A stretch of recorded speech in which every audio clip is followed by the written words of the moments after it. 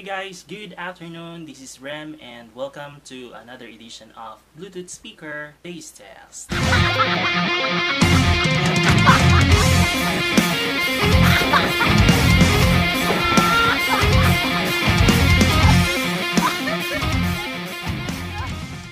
So for today's video guys, magbe-bass test na naman tayo ng bagong Bluetooth speaker, which is this one, the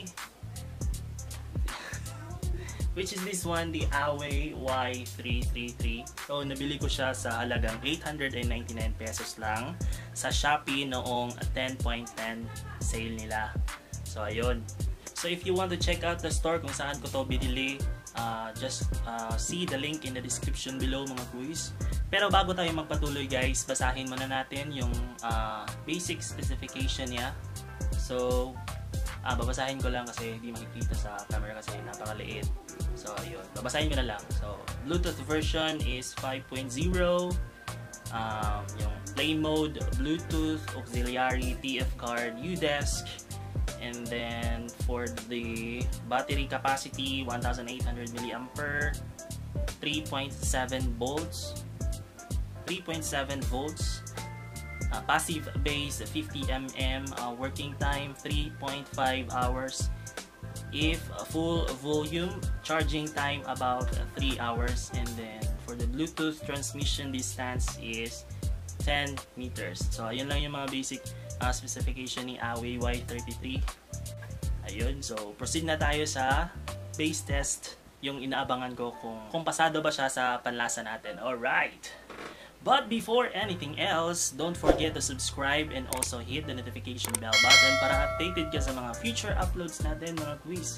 So ayun, let's go!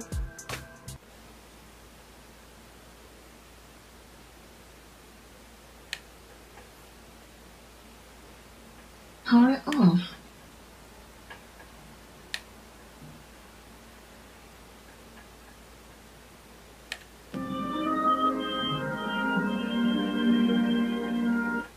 Bluetooth mode.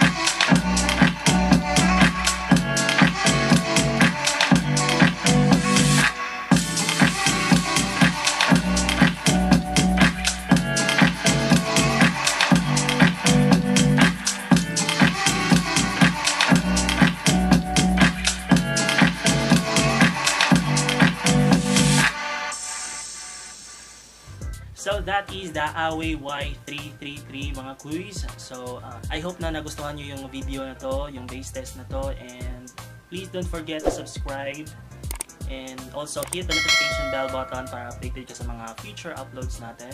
This has been Rem, and see you on my next video.